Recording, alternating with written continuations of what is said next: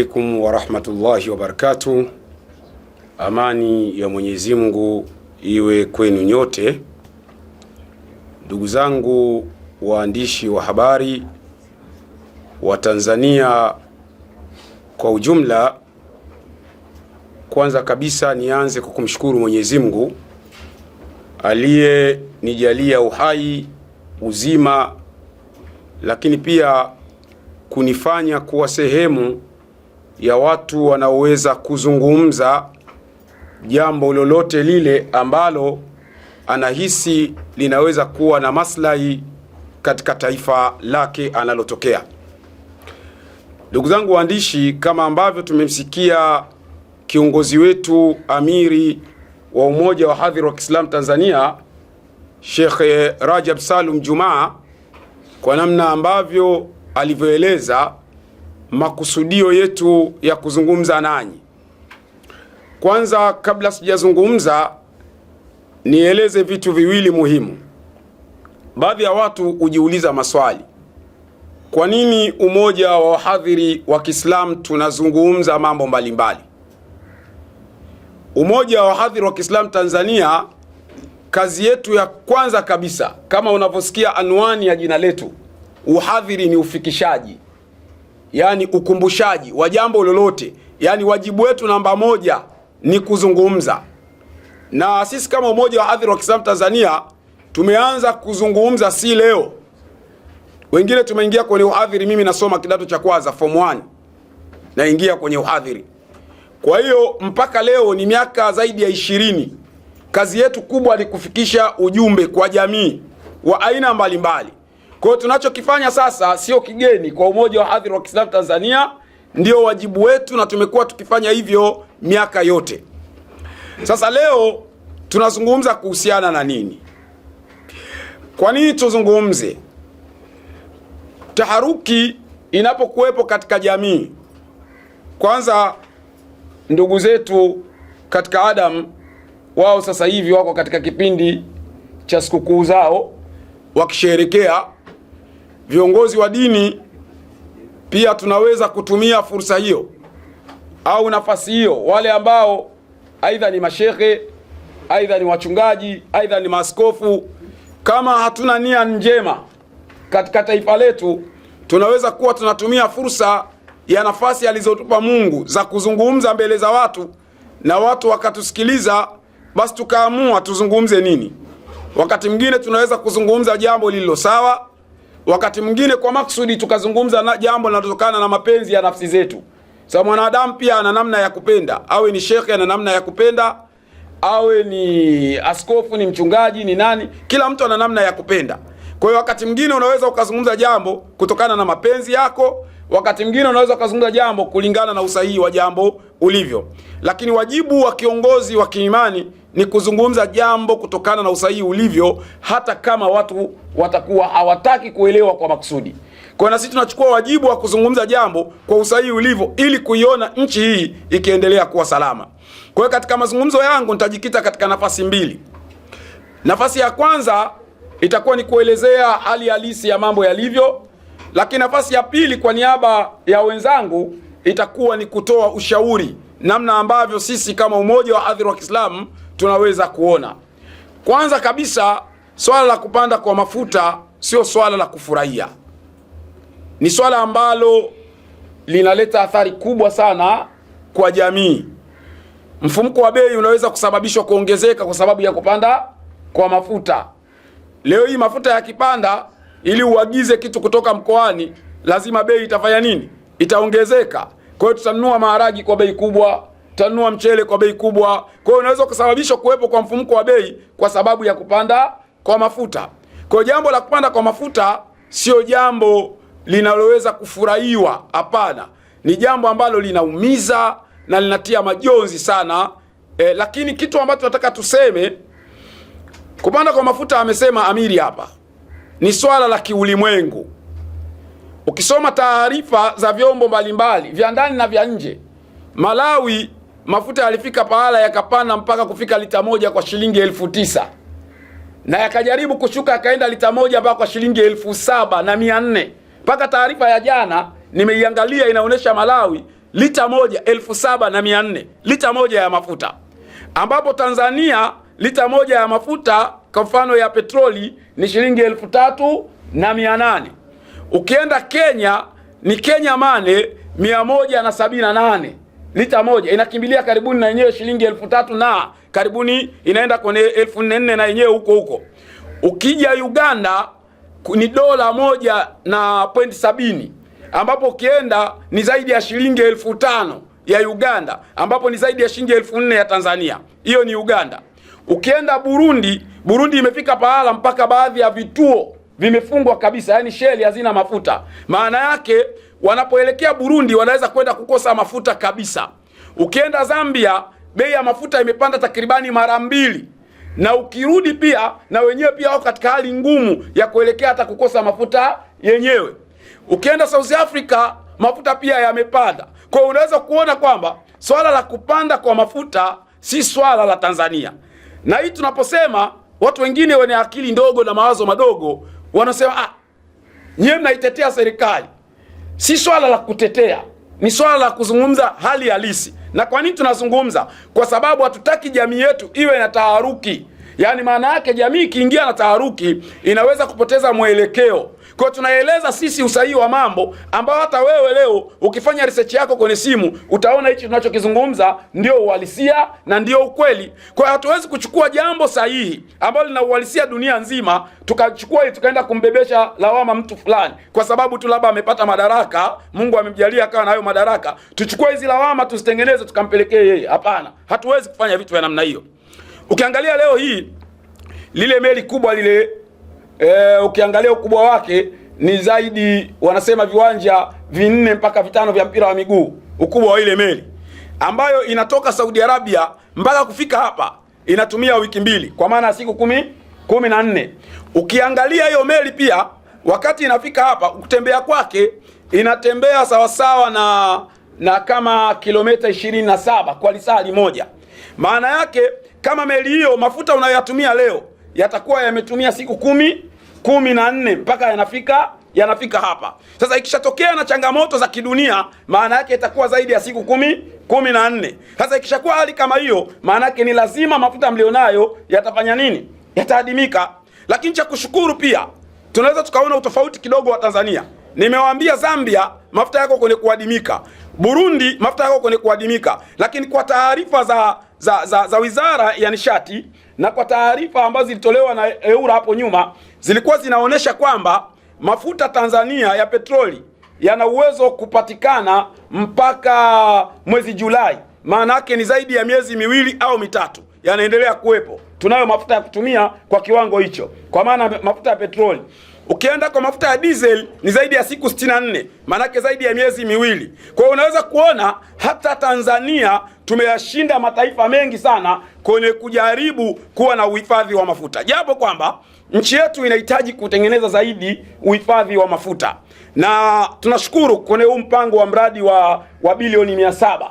Mpango huu ukiuangalia vizuri ambao unakwenda kutengeneza hayo matanki 15 ambaye atakuwa na uwezo wa kuhifadhi mafuta zaidi ya karibuni pipa milioni 380 hivi kama na kidogo. Kwa unaweza kuona kama tutafikia huo mpango katika nchi yetu, tukawa tunahifadhi, mradi huo ukakamilika, tukahifadhi mafuta kwa kiwango hicho, changamoto kama hizi tutakuwa tumezisahau. Maana yake likitokea jambo kama hilo katika nchi yetu tutakuwa salama na mafuta tutakuwa nayo ya kutosha. Kwa hiyo jambo kama hili kwa upande huu tunaipongeza serikali kwenye hilo eneo, na tunaomba wafanye jitihada kwa haraka zaidi, kama ambavyo tulikuwa huko nyuma hatuhifadhi dhahabu tukaanza hatua ya kuhifadhi dhahabu, ili angalau hata hela yetu ikishuka tunaweza kuendana na mfumuko wa dola. Dola ikipanda na kuteremka, basi dhahabu yenyewe inaweza kusaidia. Wakaanzisha ule mchakato wa kuhifadhi dhahabu.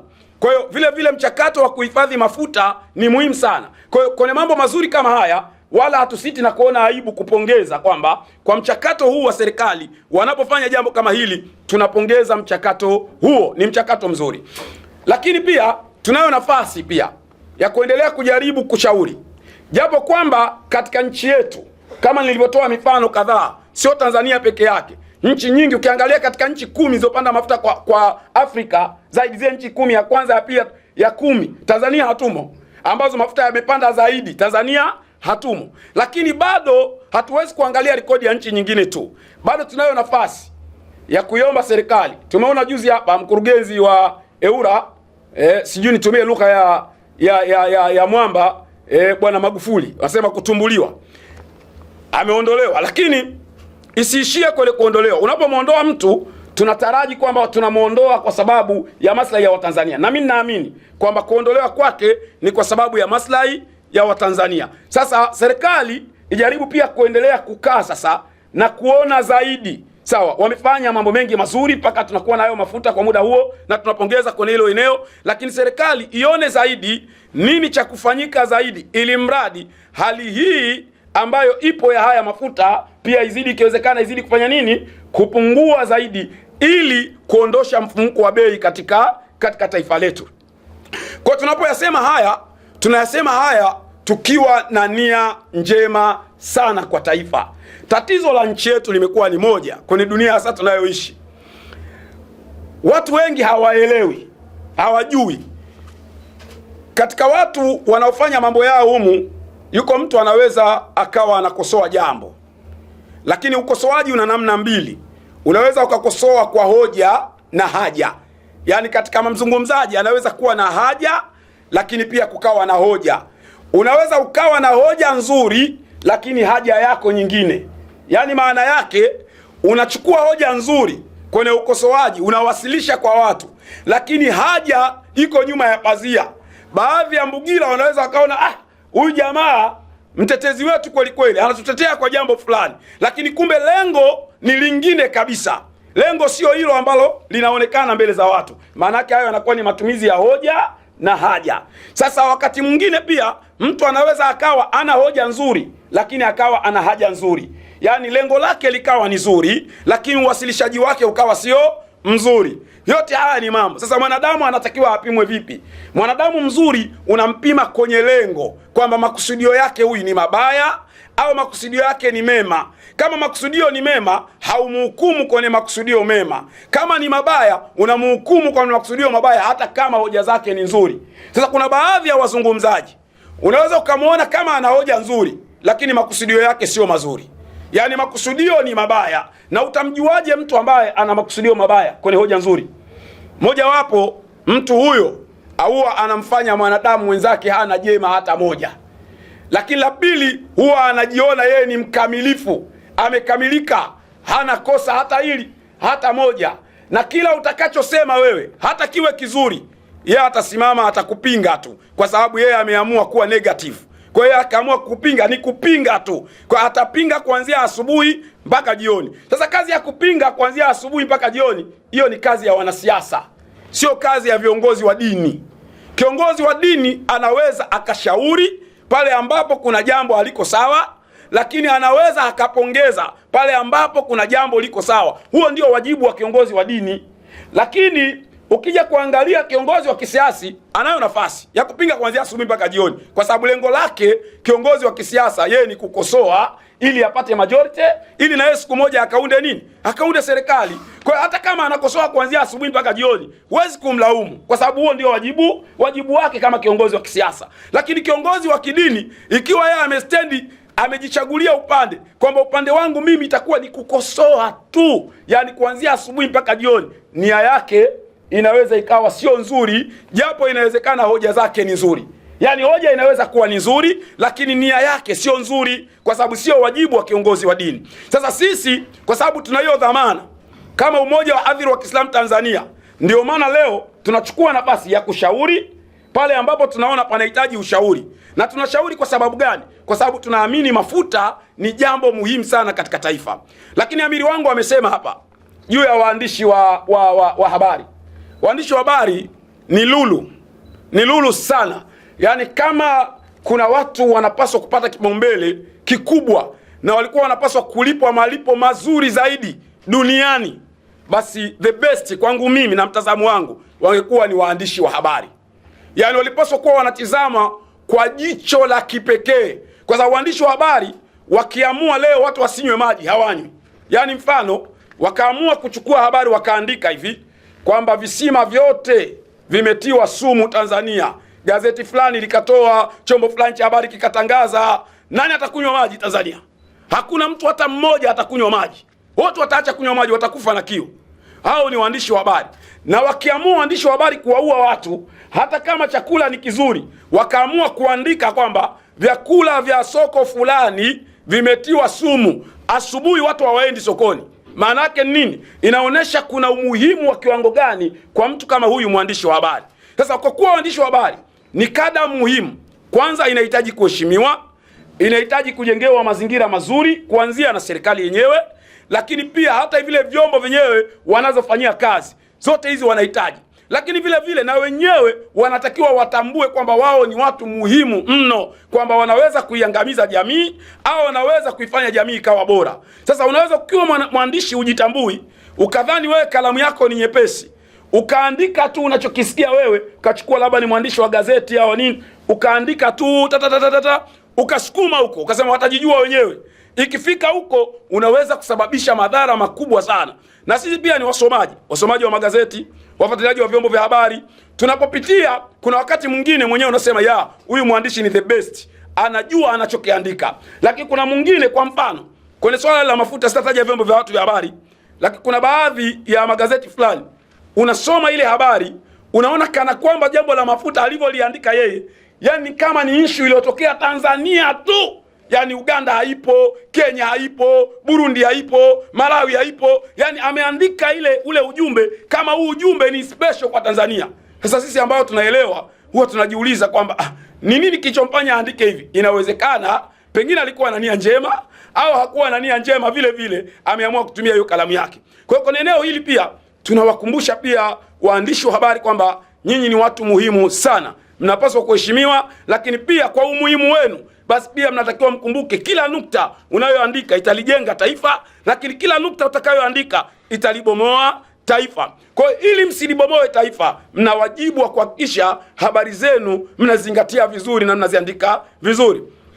Mimi ninavyoamini, kama mimi naamini serikali yoyote duniani ina mazuri na ina mabaya. Huo ndio ninaamini, kwa maana ya makosa, kwa sababu zinaongozwa na binadamu. Lakini hata kama ingekuwa inaongozwa na Mungu, yani kuna watu wangemwambia Mungu, hapa umekosea. Yani hata Mungu aje leo aseme bana, mimi ndo nimekuja kuanzia leo naongoza serikali mimi. Mungu aje hapa na kuhakikishia within 1 week utaona kuna watu wanatokea wanasema Mungu, hapa tukuelewi. Yani we Mungu, haiwezekani ruko wamepeleka njaa. We Mungu, haiwezekani mbona mvua inyeshi vizuri? Huku wewe una tatizo. Watamkosoa Mungu. Kwa hiyo mtu yeyote anapokuwa ni binadamu, lazima kutakuwa na madhaifu, na yale madhaifu ndio yanakamilisha ubinadamu wake. Hata yule ambaye wewe unamwona leo labda sio kiongozi wa serikali, anatoa the good speech, anaelezea vizuri, anafafanua jambo vizuri, ukichukua leo ukampa madaraka akawa ni sehemu ya kiongozi, lazima tu baada ya wiki mbili watatokea watu wengine watasema hafai, watamkosoa. Kwa nini? Hiyo ndio hulka ya binadamu, kukosoa. Lakini tunapokosoa hasa kwa viongozi wa dini, mimi wanasiasa sizungumzi sana, nimeishi kwenye siasa, najua sana, najua na nimefanya training nyingi sana za siasa, za masomo. Najua wakati mwingine kwenye siasa, Sheikh Mohamed Lwambo, mnaenda kufanya mafunzo, nimefanya mafunzo tulofundishwa na wa Sweden. Unaweza ukafundishwa namna ya kujibrandi na namna ya kubrandi taasisi. Ukafundishwa kazi yako wewe hapa, utamchagua kiongozi yoyote ni kumshambulia tu. Akisema zuri unashambulia, akisema baya unashambulia. Hapo utameke, na unaambiwa riziki zake, kwamba ukifanya hivi lakini utakutana na riziki 1, 2, 3. Kwa hiyo kwa maana siasa, mimi mara nyingi huwa sina shida, kwa sababu lengo kuu la chama cha siasa ni kushika dola.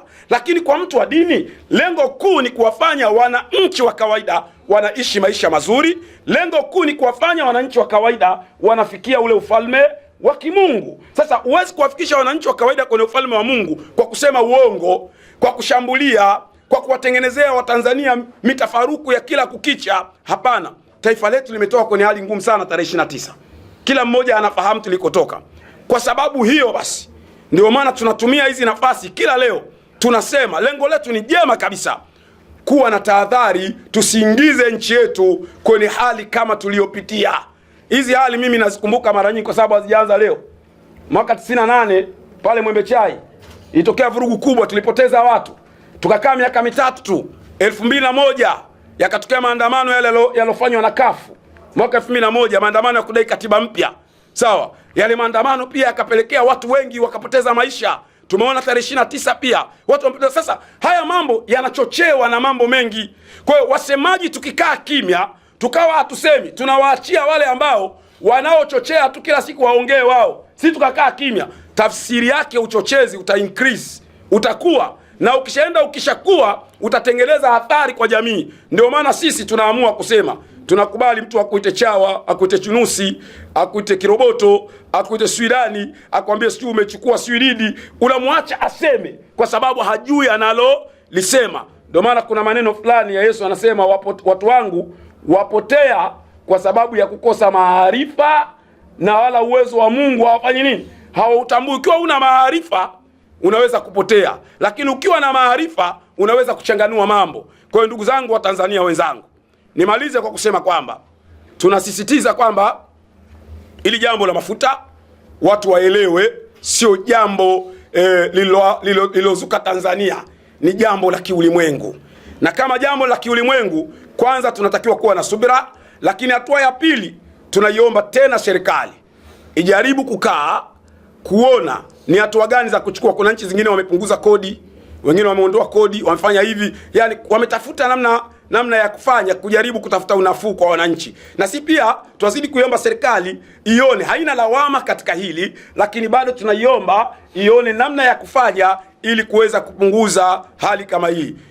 Unaweza kuona leo nilikuwa nafuatilia mazungumzo, nimalizie kwa hiyo nukta ya mtumishi mmoja, sitaki kutaja watumishi, lakini wakati namsikiliza, watu wameenda kwenye Pasaka. Imani ya Kikristo inaamini kwamba Pasaka ni sehemu ya ukombozi. Watu wamekombolewa. Sasa ni sehemu nzuri kuwahubiria namna ukombozi wao umepatikana vipi, ukombozi wao ukoje, wananufaikaje kiroho na kimwili. Lakini the message unakuta kuanzia mwanzo mpaka mtu anamaliza, yeye kamchagua mtu fulani tu, yuko serikalini, anamshambulia mpaka mada inamalizika. Hata akitoka pale yule muumini ukimuuliza, hebu tuambie hiyo Pasaka ikoje, ukombozi huo ukoje, hajui chochote, kwa sababu kule alikokwenda hakupata lile fundisho ambalo alitegemea atalipata, bali ameenda kupewa message kwa sababu ya makusudio maalum. Nataka niwasisitize, viongozi wa dini ni watu kama watu wengine, awe shekhe, awe askofu, awe mchungaji, ni watu kama watu wengine. Na kama Mungu angetuletea kamera zetu akasema kila ukiongea matendo yako wewe yote na yaweka hapa nyuma, inawezekana kusingekuwa na shehe, kusingekuwa na padri, kusingekuwa na imamu. Kila muumini angesema kumbe huyu jamaa ni mchafu hivi. Kwa hiyo kila muumini angesema bora yeye. Kwa hiyo kila kiongozi ana madhaifu yake na kila mtu ana madhaifu yake. Kwa hiyo tunapoambiwa jambo lolote, tunayo nafasi ya kuyapima, hata kama amesema shekhe, hata kama amesema padri, hata kama amesema mchungaji. Nawashukuru sana waandishi wa habari kwa kuacha muda wenu na mkaamua kuja kutusikiliza. Nimuombe Mwenyezi Mungu akujalieni kheri, akupeni afya, akuongezeeni busara na hekima, lakini pia na sisi Mungu atujalie, atupe busara, atupe hekima, na pale ambapo tunakosea kama binadamu, kwa sababu hata sisi pia tunaamini tunaweza kukosea kama binadamu. Kwa pale tunapokosea kama binadamu, basi Mwenyezi Mungu atusamehe na kutuongoza katika njia iliyo sawa sawa zaidi. Kwa hiyo niwashukuru sana sana sana. Tunaomba vyombo vya habari tuhakikishe tunawaelimisha watu zaidi, watu wajue ukweli, ili tujenge nchi yetu kwa pamoja. Asanteni sana. Wa ulahuna wa assalamu alaikum wa rahmatullahi wa barakatuh.